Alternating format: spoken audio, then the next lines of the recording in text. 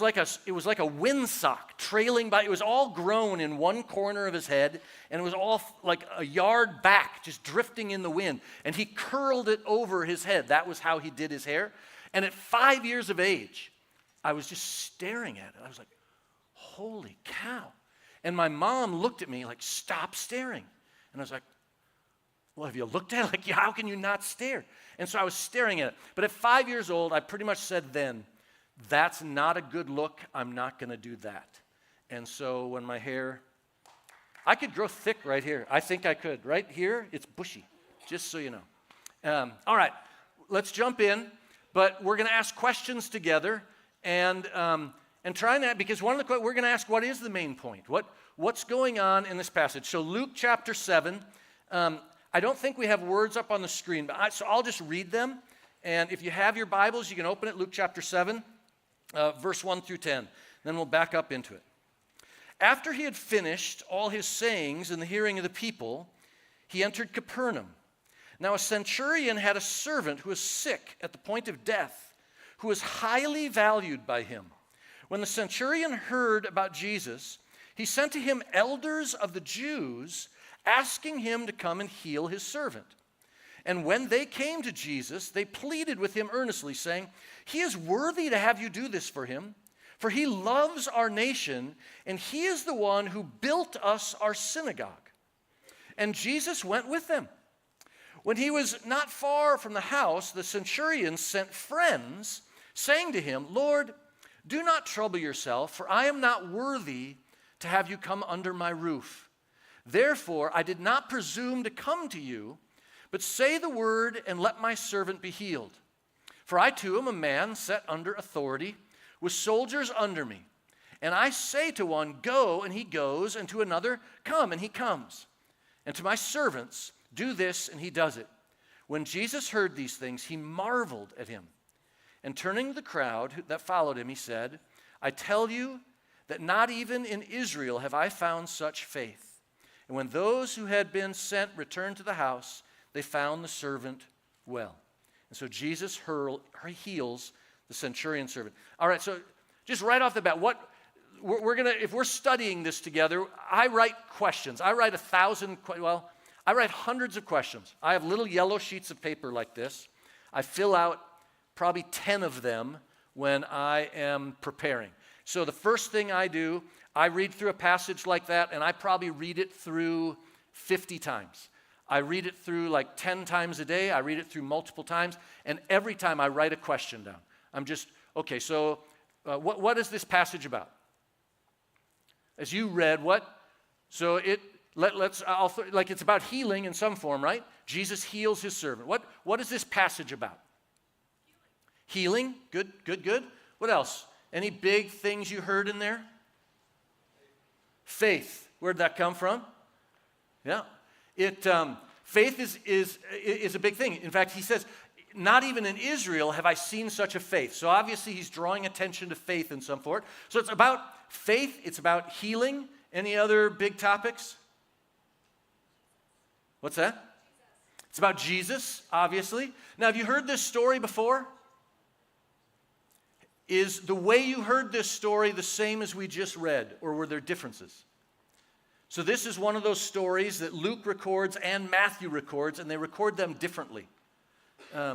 So we'll speed up here. Like I would write down things. Oh, it seems like Jesus and the centurion never even meet in what we just read. There were elders who went to talk to Jesus, and then Jesus is on his way back with them when other servants come to tell him not to come, that the centurion understands. So the centurion never even meets Jesus in the Gospel of Luke.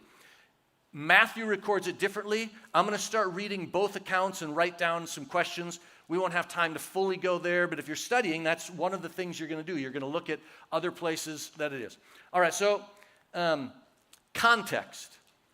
Probably the most important thing when you're studying any passage is context. So two contexts here. One is Luke chapter 7, and one is the Gospel of Luke. So I'll help you out. Some of you have Bibles in front of you. Those who have Bibles in front of you, This is going to be tricky. I'm going to help you out. We'll do it a little bit faster. So here, Luke chapter 7, if I back up before it, it's the Sermon on the Mount. All right, so I'm going to write down, this is really early in Jesus' ministry. Essentially, he calls the disciples, he goes up on the mountain and teaches, and then the very first thing is this story. It's going to be the first significant healing in Jesus' life, and it's very early in Jesus' ministry. So I'm going to take note of that. And then chapter 7 begins, and it is about faith, clearly. I'm going to go to the end of the chapter and see what the chapter ends with. Someone read for me the very last verse of chapter 7. Someone got a Bible? Yeah, go ahead.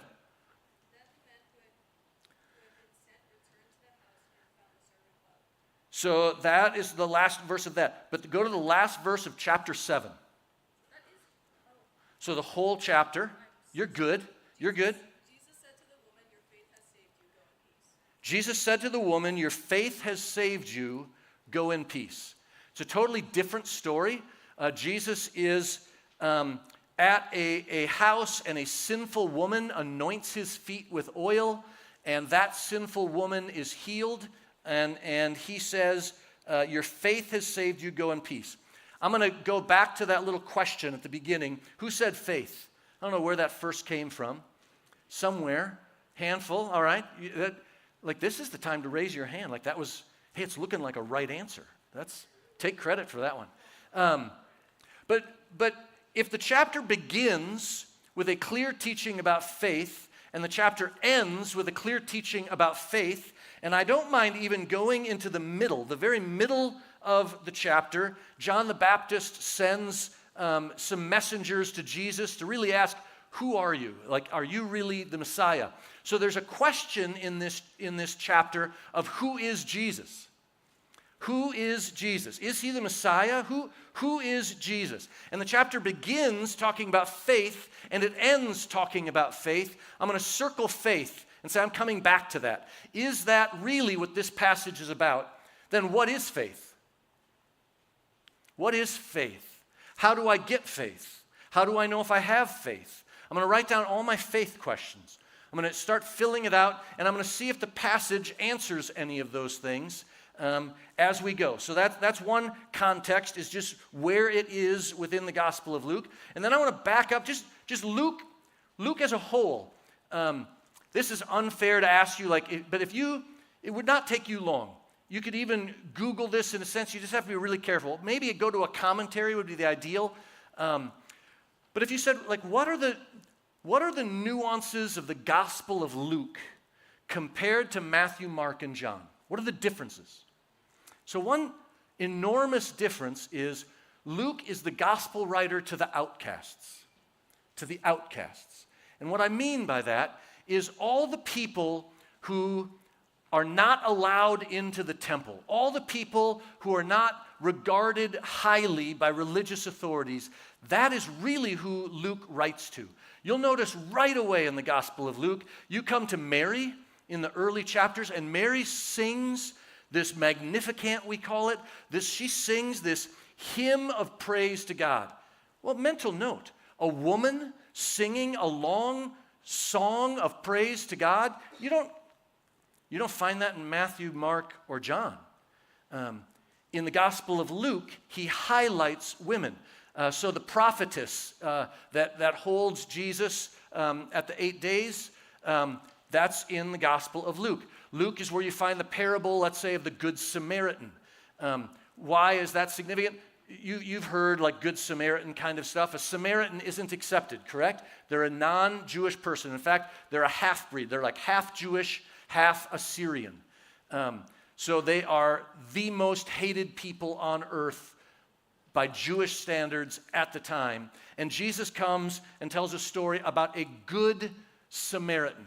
He goes out of his way to include those people who are left out. That's the theme of the Gospel of Luke. So I'm going to write down, I want to know, is that a part of this story? Where are we going? Here the story's unfolding. Is Luke looking out for outcasts? What does it mean? How do I feel that in the passage? And faith. Those are probably the two biggest things. Healing, I'm going to have off to the side. And so let's walk through Luke chapter 7. And what we're going to do is just verse by verse, kind of slow down, ask questions. I'm going to ask you what you observe. I'll share with you what I observe. So, verse 1, after he finished saying all these things in the hearing of the people, so that's the Sermon on the Mount. So after he finished saying all these things in the hearing of all the people, he entered Capernaum. So he's up on the hillside, he finishes his sermon, and he comes down into Capernaum. If you picked up a commentary, you could go to, so Capernaum is really significant.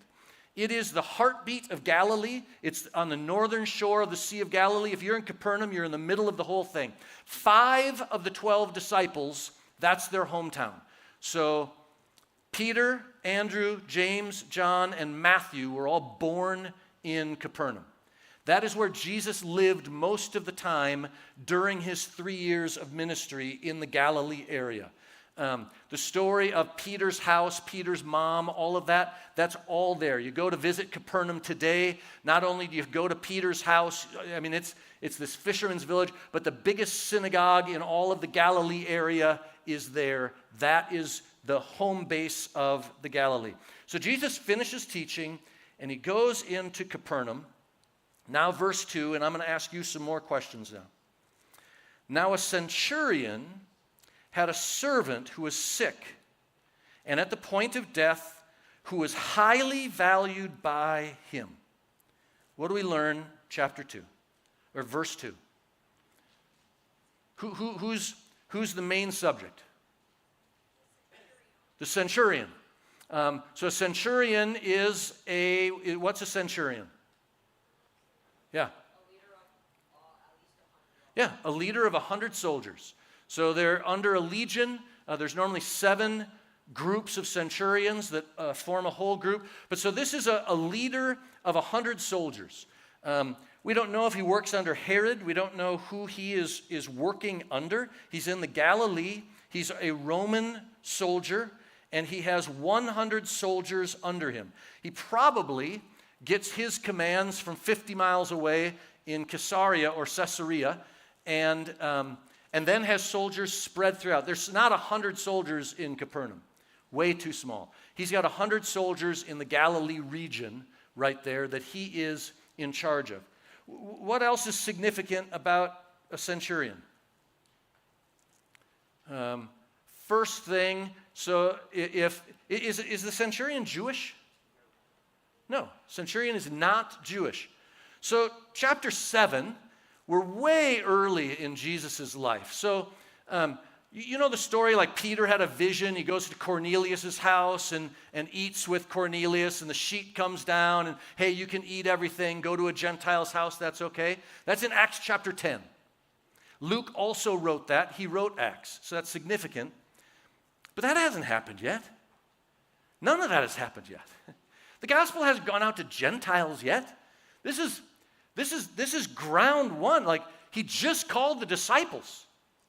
Then he goes up on the hillside and preaches the Sermon on the Mount, which is an incredibly Jewish sermon. And then he comes down, and the very first thing is a non-Jewish Roman soldier comes to him. I shouldn't even say comes to him. A non-Jewish Roman soldier has a servant who is sick. And what does it say the Roman soldier does of this servant who's sick? The end of that verse, if you have a Bible still there. So the very end of verse 2.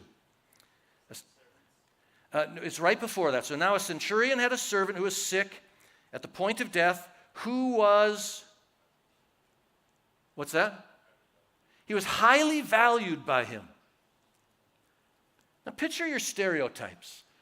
If I'm a Roman soldier, and I have 100 soldiers under my command, and I have a slave, I have a servant, and that servant is really sick, what's the stereotype of how I'm going to treat that person?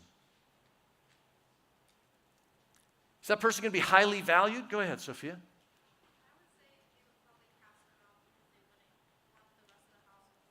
Sure. Kill him faster and get rid of him. It's a slave.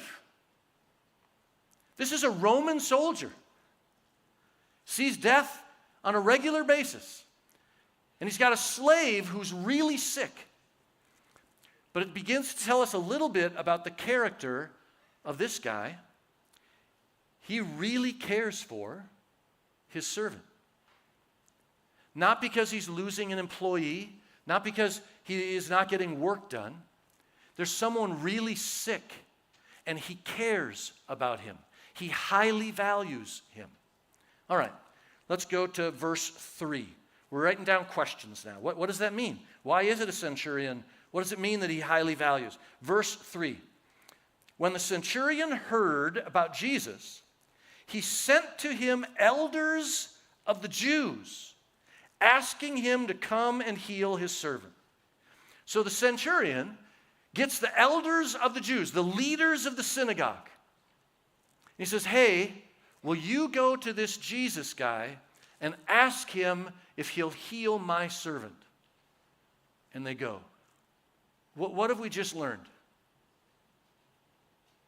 What have we learned? Or what questions do we have if we haven't learned it? Yeah.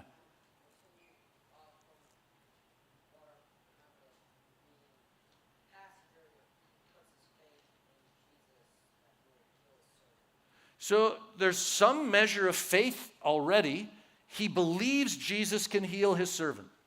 He's heard about Jesus. He believes Jesus can heal his servant. What else did we just learn in this verse? Or we would ask questions of. It's a really unique verse. Yeah. He's got Jewish leaders who are friends. Find me anywhere in the Bible a Roman centurion who's got Jewish elders as friends. He goes to Jewish elders, and he's going to send them.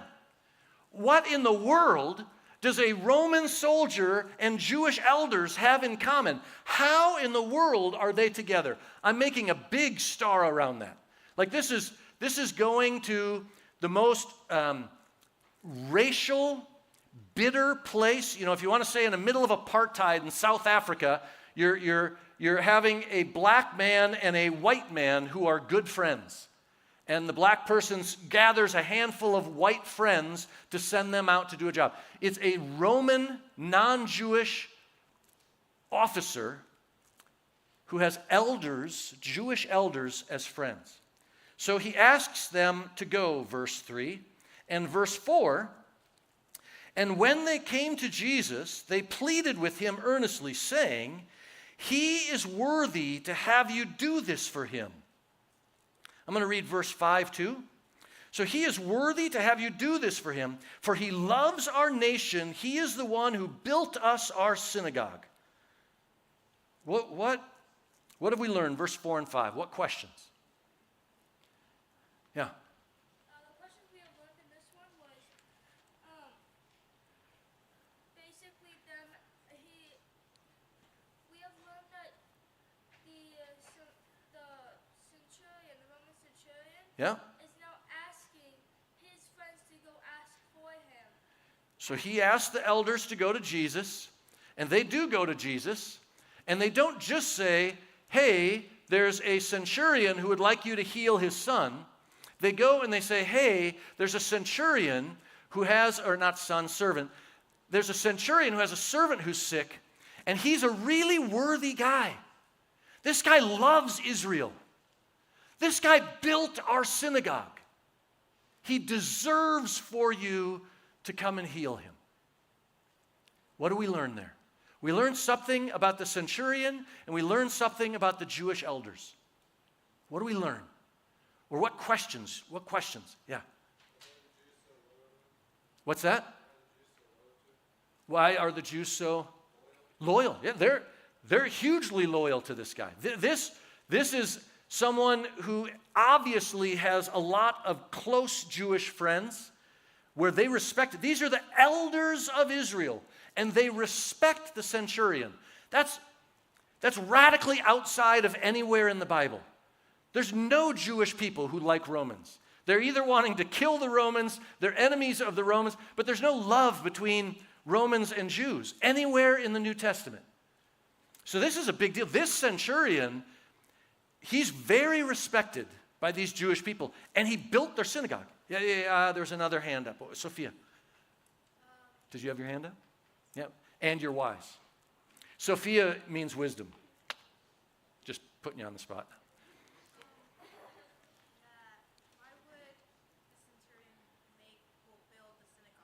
Why would the centurion build the synagogue? Yeah, why did the centurion build the synagogue? He's obviously wealthy in some capacity.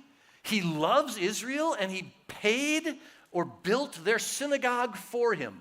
That's huge news. Why did he do it? He obviously loves the Jewish people. He obviously has Jewish friends. He's obviously highly esteemed. We also learn something about the Jewish elders. It's really significant. Yeah, go ahead. They feel like he's worthy of it. Okay, so as we're talking about faith, we'll come back to this a little bit, but clearly, the Jewish elders have a framework in their mind that if you are a good person, you deserve healing. In other words, obedience can earn the favor of God. If you obey God, then good things will happen to you. If you obey God, then healing will come to you. If he didn't build their synagogue and he hated Israel, do you think they would like, hey, Jesus, this guy asked us, but don't come. He doesn't deserve it. They actually think he deserves healing. It's an enormous insight into how they think, what they think. I'll share about healing. So healing's this odd thing. Is healing a good thing? Should we pray for healing? Yes. Is healing a good thing? Should we pray for healing? Yes. Is suffering a good thing? It's a little bit of a trick question. I'm not going to pray for suffering in someone's life, but I'll acknowledge that healing pulls people away from God in general, and suffering draws people to God in general. I will acknowledge that God is in the midst of suffering, and all through the Bible, he allows his people to go through suffering, and his default mode, does he heal at times? Yes. Does he deliver from slavery? Yes. But after, 250 to 400 years. His default mode is to be with people in the midst of suffering. That's the default mode of God, to be in the valley of the shadow of death with you.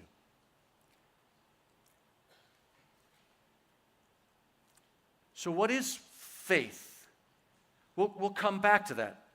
If I pray for healing, I pray for healing daily. I pray for healing daily.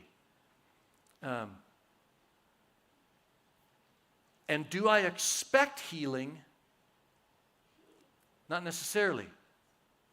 I'm not even sure healing is the best thing. I don't know what good and evil are. I trust God to determine what good and evil is.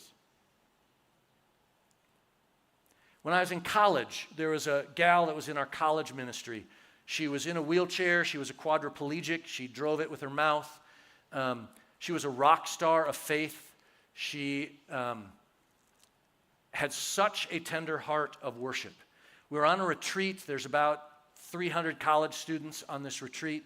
She's almost like the mascot. I say that in a public. She is the rock star of our group. She is one person everybody in the room absolutely adores. Her faith is so rock solid. And we got excited that God was going to heal her. We believed that God was going to heal her. And we began praying. And we went into a time of worship. And I remember it actually started with the drummer. The band was playing and we were worshiping and people were shouting. And we kind of rolled her into the middle of the room and we were praying over her and praying over her. And somehow a train got started. We started running around the room. You had 300 people. You could feel the wind. We were running around the room, shouting, praising, and praying over and over. And I knew in my soul God was going to heal her. She was going to stand up and walk, and it was going to be a tribute to the power of God. I could feel it in my bones. And we did that, I don't know if we did it for an hour. We did it for a really long time. And she wasn't healed. Did I have faith? Or did I not have faith? There are some who would tell me I did not have faith. If we had faith, obviously, she would have been healed. Like the very end of this chapter, and he said to the woman, your faith has saved you, go in peace. Faith saves. Faith heals, we learn at the beginning in the story. So I'm going to be asking that question, what is faith? Because the Jewish leaders believed that Jesus could heal, and they believed that the centurion deserved it. All right. Verse 5, we read. Let's go to verse 6. And Jesus went with them. So Jesus responds to the question. The elders of Israel say, hey, let's go. This guy is worthy. So Jesus went with him while he was not far from the house. So he's on his way to Capernaum. He's coming into Capernaum, going to this centurion's house. The centurion sent friends saying to him, Lord, do not trouble yourself, for I am not worthy to have you come under my roof. Okay, so first off, at the beginning of this story, or towards the beginning of the story, the centurion had Jewish friends, the elders of Israel. Now, evidently, he has non-Jewish friends. It says it just kind of generically, but these things will unfold in the passage. He just sends friends, Gentiles. So this guy has Gentile friends and Jewish friends. I'll just say, at Luke chapter 7, this is the first time in the Bible outside of Jesus that happens. The disciples themselves were not there. The disciples did not like Gentiles. Long after this, they refused to go to Gentile houses. They didn't want to travel through Samaria. They didn't want to go outside of Israel. They thought Jesus was crazy for talking to the woman. This is big stuff this early.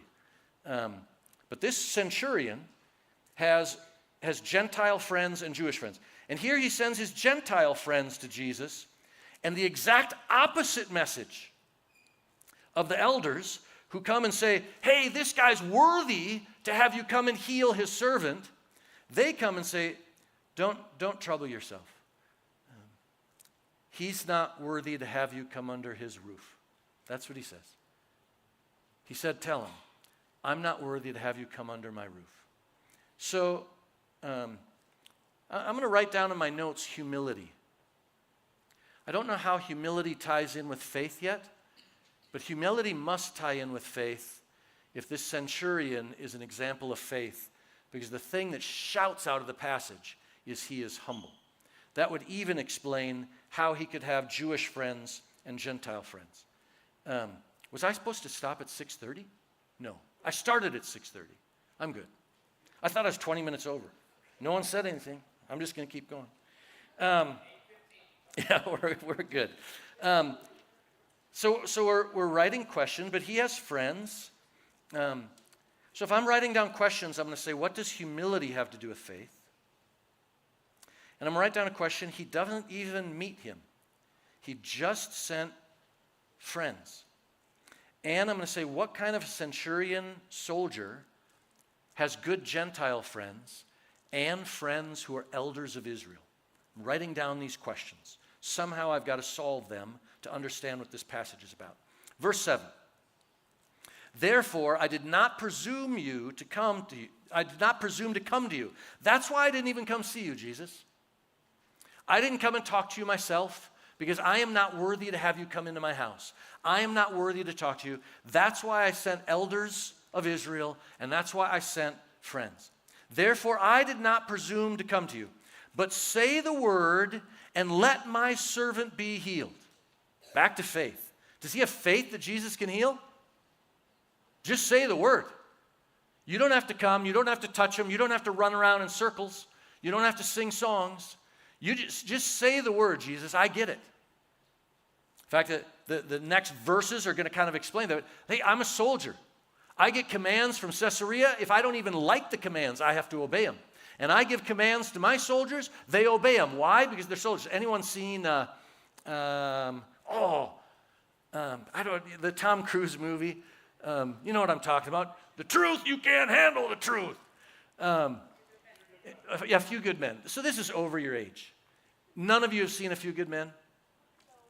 So someday, I'm just saying, like, come into my age group and watch A Few Good Men. It just deals a little bit with this soldiers obeying no matter what. This is the mindset of him. But he says, say the word, and my servant will be healed. Let my servant be healed. So I'm going to come back to faith. What is faith? Any stabs at it here so far? What is faith? The elders had faith. The centurion has faith. Both believe Jesus can heal.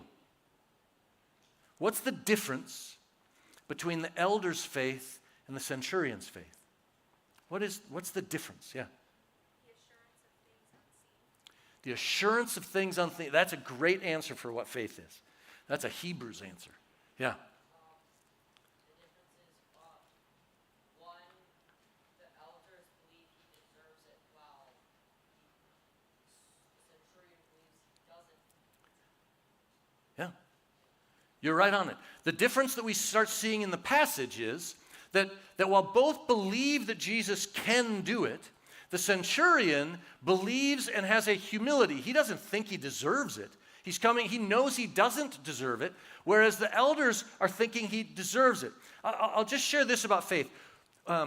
One thing that happens, and I'm kind of speeding up a little bit, but one thing that happens is when we talk about faith in today's world, an awful lot of times faith gets put back on me. In other words, is my faith strong enough? If my faith was strong enough, then that person would have been healed. If my faith was strong enough, then this miracle would have happened. But because the miracle didn't happen, it's obvious that my faith isn't strong enough. And so in today's world, an awful lot of the emphasis on faith comes back to me. And I'm going to propose to you that faith has nothing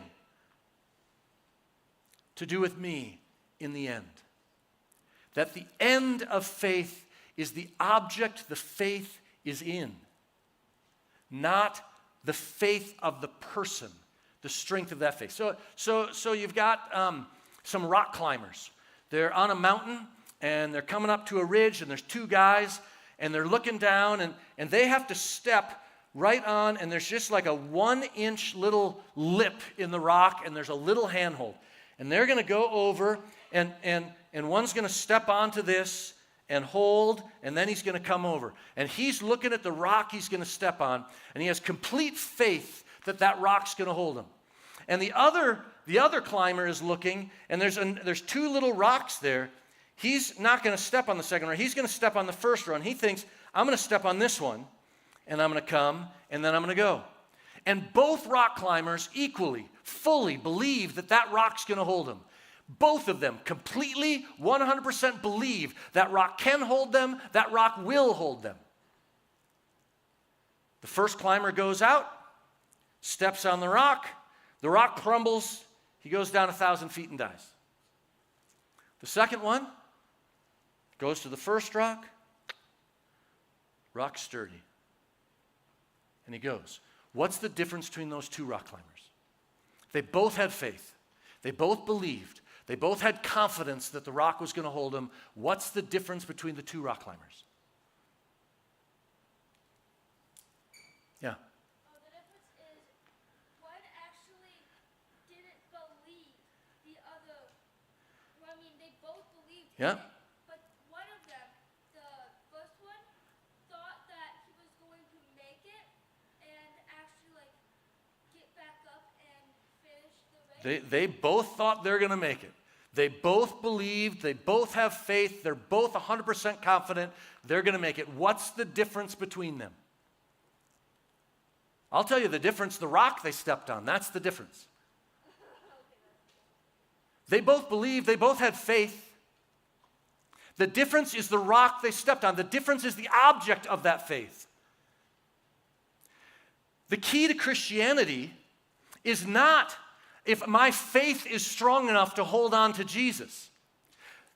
the goal, the anchor, the base of my faith is that my faith is in the solid rock of Jesus Christ. That is my faith. What were the elders' faith? What was the elders' faith in?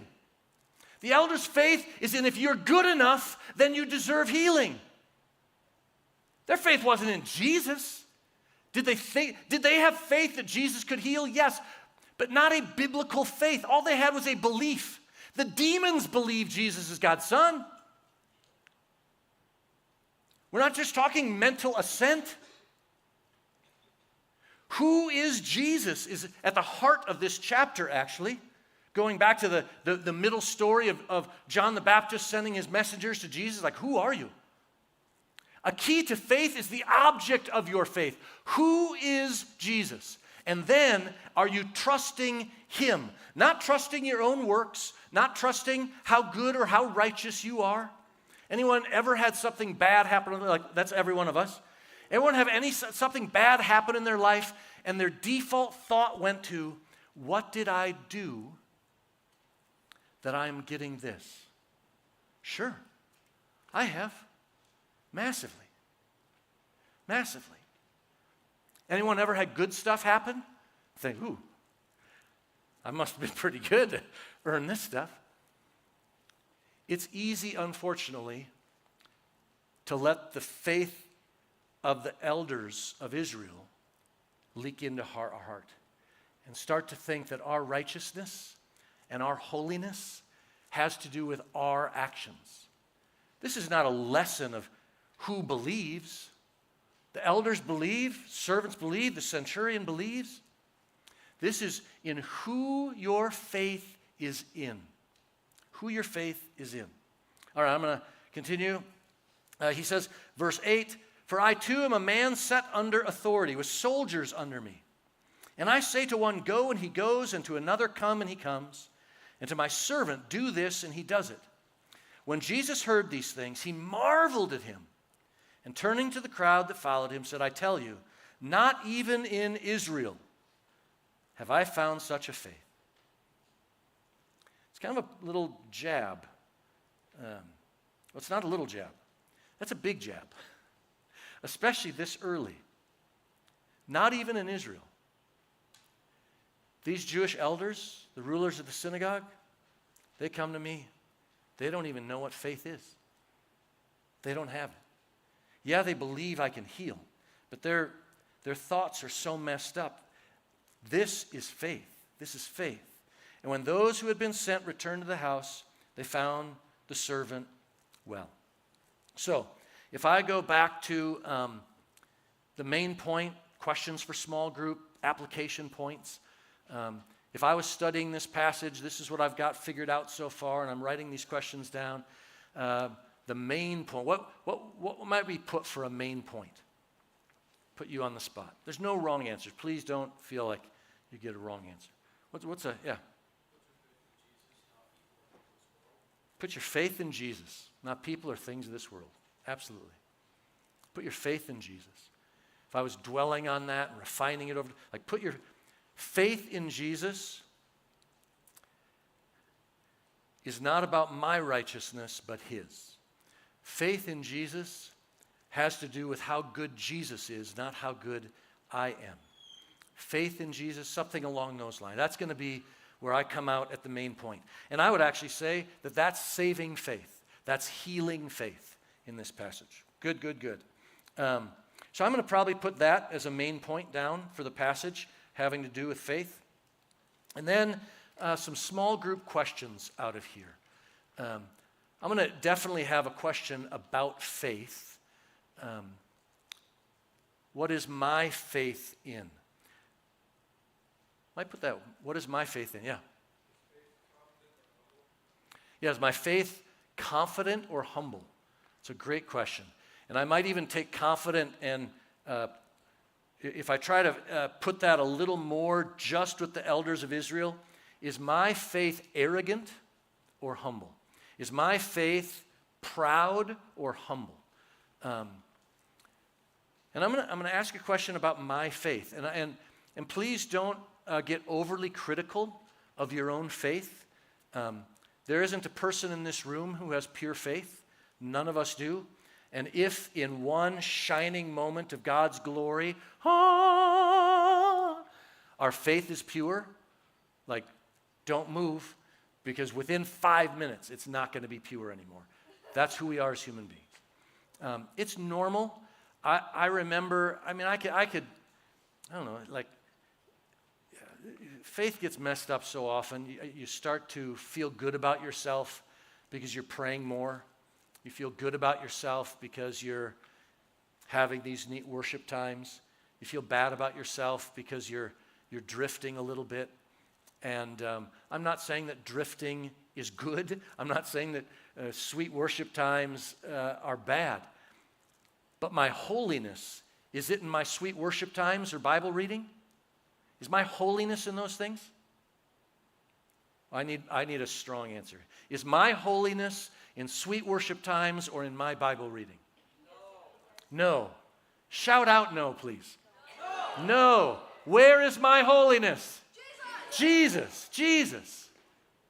My holiness is not in my Bible reading or in my worship times. My holiness is in Jesus. My righteousness is not in my worship times or my Bible reading. My righteousness is in Jesus. I cannot get over that, and our default thinking goes back to it because we still feel good or bad based on our behavior.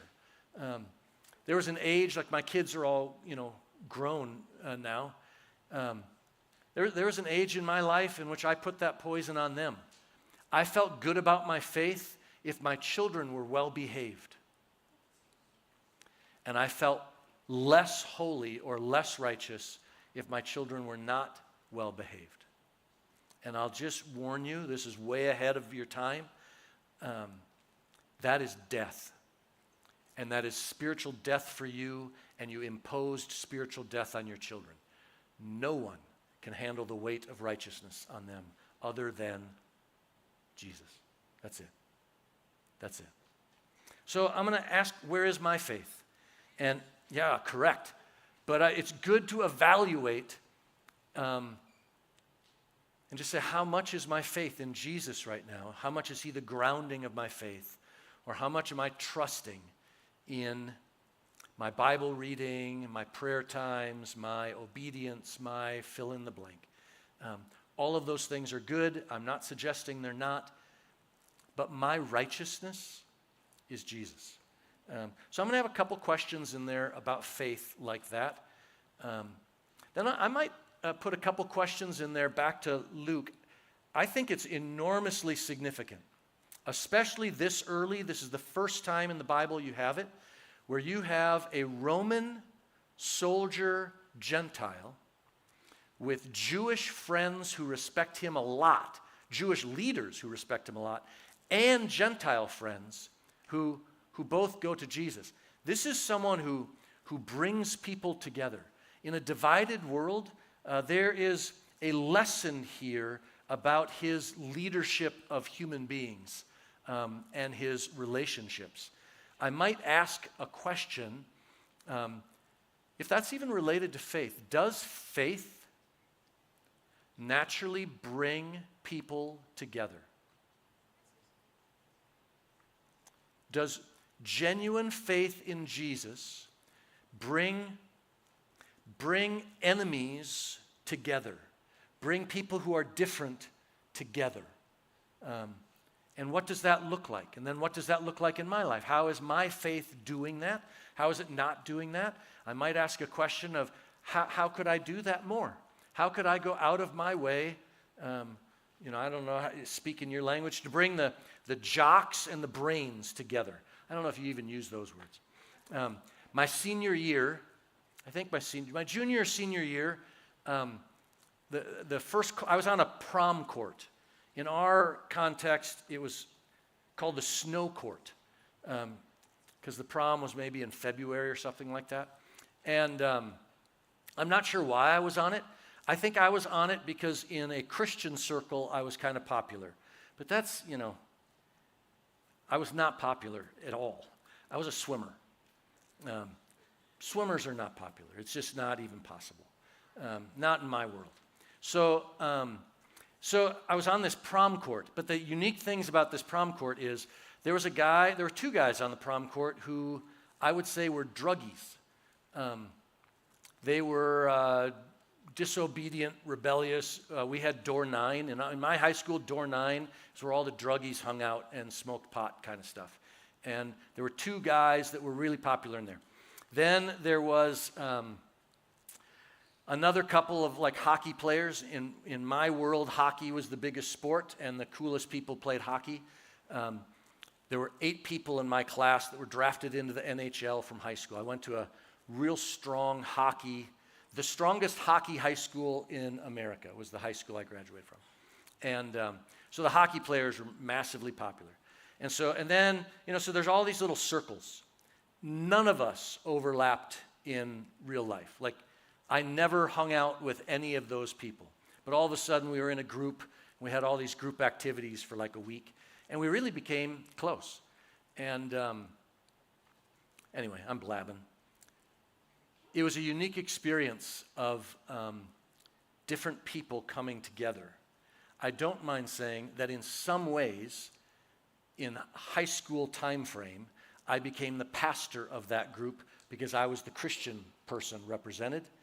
And in the 40 years since I graduated high school, I get,